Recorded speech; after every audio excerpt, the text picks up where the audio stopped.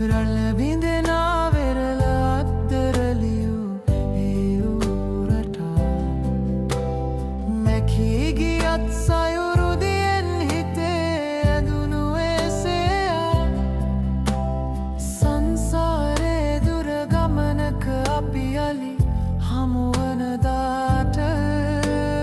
අමුතුම තනුවක් ලියමුද අපේම වූ පෙම් ගීතෙට